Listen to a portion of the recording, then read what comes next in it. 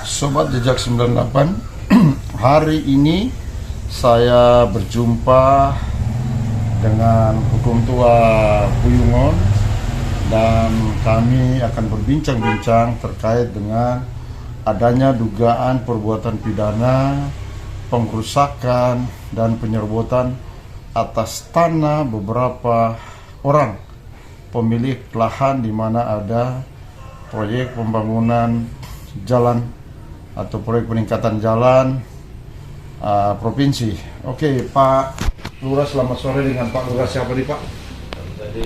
Denny Ulaan. Oke, Pak Lurah Denny Ulaan, bagaimana terkait dengan adanya pengerusakan tanaman dan pengambilan lahan di sana?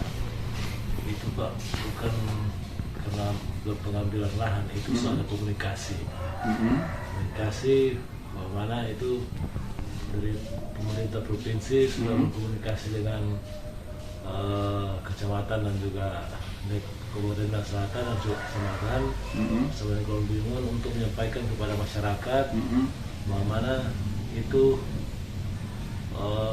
pelebaran jalan untuk ke Amuran ke Pembatu, arah Pembatu itu sudah disampaikan kepada masyarakat bagaimana itu tidak ada pembiayaan untuk pengembalian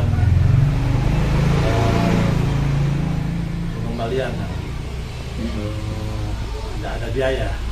Oke. Jadi itu tidak ada, semua itu saya sampaikan kepada masyarakat, komunikasi kepada masyarakat bagaimana masyarakat juga setuju dengan adanya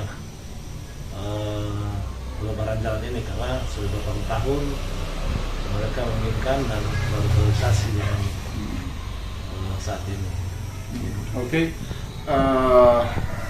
Saya ingin tanyakan Pak Lurah, kapan pertemuan atau penyampaian pihak provinsi, dari pihak provinsi itu dari dinas apa, dan disampaikan kepada siapa-siapa? Itu pertemuan itu yang bulan sekarang itu bulan Desember ya. Terus tinggal mau kelanjutan, itu pertemuan itu di kantor kecamatan. Baru dengan dinas provinsi PU itu semua. Dinas provinsi siapa yang hadir waktu itu, Pak? Kurang tahu ya Pak. Oh, tidak kenal. Oke, nah terus? Jadi itu cuma sampaikan, jadi tolong bikin pertemuan dengan Propinda. Jadi semua langsung Agar disampaikan kepada masyarakat. Siapa-siapa yang hadir waktu itu di kecamatan, Pak? Ada juga Pak Camat. Semua lurah itu hadir semua. Ya, lurah-lurah siapa aja? Kecamatan Amuran. Lurah-lurah apa aja, Pak? Oh, seluruh lurah-lurah. Iya, itu ada berapa semua. ada berapa lurah? 6 dengan 2 hukum tua. Oh, jadi 6 lurah dan 2 hukum tua. Tapi Oke. yang lebih penting kan ini Kelurahan Buyungon, hukum tua Kilo 3 dan juga Ketang Tua, hukum tua Ketang Tua. Oh, itu 3. Nah, oke, Pak, itu Desember. Tapi berarti proyek itu sudah jalan 1 bulan baru ada pertemuan. Sudah jalan itu Pak, sudah jalan dari itu bulan saya kan. Kalau kontraksi itu November. Ya, saya kan dipercayakan pegang lurah nanti bulan September. Bulan kemarin. Iya, September. Tapi Jadi pekerjaan itu dulu. mulai bulan apa? Nah, itu dia mulai kerja yang bulan kemarin. Yang bulan Januari mulai kerja, ada orang mulai baru kasih terus tuh. Iya, tapi itu kan kontrak November itu.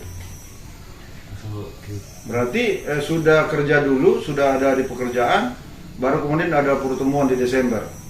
ya itu so apanya dulu, so baking. So kerja dulu. Kurang kelanjutan ini Pak. Itu dia sampai di kilo 4 saya baru seterusnya langsung. Oke, setelah ada pertemuan dengan antara pihak provinsi, PU provinsi ya, PUPR provinsi dengan pihak kecamatan dan lurah-lurah, apa itu dikonsultasikan juga dengan bupati atau apa? sampaikan ke orang Forkopimda yang rapat semua dengan provinsi, cuma itu yang sampaikan. Tidak pernah disampaikan ke pemerintah kabupaten? Mungkin itu Pak, itu tolong dari kelanjutan dari camat yang langsung sampaikan ke kabupaten. Oke. Kemudian Pak, saya ingin tanya lagi, kapan disampaikan setelah minta penyampaian kepada masyarakat? Kapan atau di mana penyampaian itu diinformasikan kepada pemilik-pemilik lahan? Nah, itu saya publikasi ke pengeras suara. Saya juga ke rumah, dan baru juga disosialisasi ke ada kedukaan itu yang saya sampaikan kepada masyarakat. Tapi kemudian kami sudah bertemu dengan beberapa pemilik. Mereka sampai sekarang menyatakan kami tidak ada pemberitahuan dalam bentuk apapun. Semua hanya dilaporkan tiba-tiba sudah hancur kelapa-kelapa. Itu gimana itu faktanya Pak? Itu Pak, kalau mau bilang ya mungkin itu Pak, itu kurang dari masyarakat. Kalau mau bilang mau sosialisasi hampir setiap kedukaan saya sampaikan itu. Ya, tapi kan berhubungan dengan pemilik, ini kan bukan masyarakat, pemiliknya. Yang komplain ini pemilik. Saya sudah sampaikan ke pengeras suara. Tapi tidak ada surat dalam bentuk atau pertemuan langsung dengan pemilik? Ada surat, dalam surat untuk ada persetujuan. Tapi mereka tidak ada, persetujuan juga tidak ada. Kami sudah tanyakan mereka beberapa, termasuk ada yang satu lahan menyatakan tidak pernah ada pemberitahuan dalam bentuk apapun, baik pertemuan lisan maupun tulisan.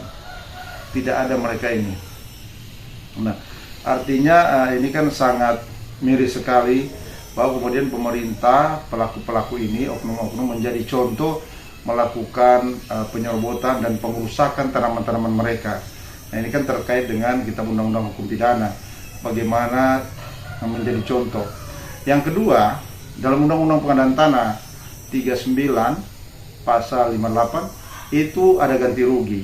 Nah, ini kan berarti tidak melaksanakan dengan amanah pemerintah. Karena ini perintah negara, perintah agar melakukan ganti rugi, termasuk dalam revisi Undang-Undang Dasar. Itu dulu kan itu dikuasai oleh negara, tetapi ada revisi pasal-pasal di situ, ada beberapa pasal itu dinyatakan harus ganti rugi. Bahkan bukan ganti rugi, sekarang mengenal ganti untung. Termasuk Undang-Undang Nomor 2 2017, termasuk kemudian Peraturan Pemerintah Nomor 71 184 perubahan tahun 2015 itu tentang pengadaan tanah untuk kepentingan umum, diatur ganti ruginya. Dan itu ada mekanisme sebelum proses pembuatan, masih dalam kategori perencanaan, itu ada pertemuan-pertemuan mengenai itu. Nah, kenapa ini tidak dilaksanakan semua Pak? Waktu itu Pak, waktu dapat pertemuan di kecamatan, cuma itu yang sampaikan, tidak ada hal-hal yang lain. Jadi berarti mereka memang sengaja melanggar peraturan dan memang membohongi rakyat. Oh, tidak tahu juga, hanya itu yang disampaikan ya? Iya. Oke. Demikian informasi yang kami peroleh, bagaimana rakyat mengalami intimidasi dengan cara-cara menyerobot tanah mereka dan pohon-pohon mereka dihancurkan dengan begitu semena-mena tanpa ada pemberitahuan, walaupun memang ada penjelasan bahwa ada permintaan tertentu, tetapi ini merupakan hal yang sangat miris ketika Indonesia dilanda penyebaran COVID-19, di mana kemudian program pemerintah menurunkan pemulihan ekonomi nasional, di mana juga proyek ini dilakukan dengan dana PN untuk bisa memberikan perubahan, tetapi beberapa masyarakat merasa dikecewakan. Bagaimana ketika dia mengalami kesulitan ekonomi justru disusahkan dengan pekerjaan-pekerjaan yang tidak mengikuti amanah undang-undang, termasuk pesan daripada program pemulihan ekonomi nasional. Oke, demikian saya Hendik Peuru melaporkan dari kediaman Lurah Buyungan, Bapak Ulaan. Oke, terima kasih. Sampai jumpa, salam sehat.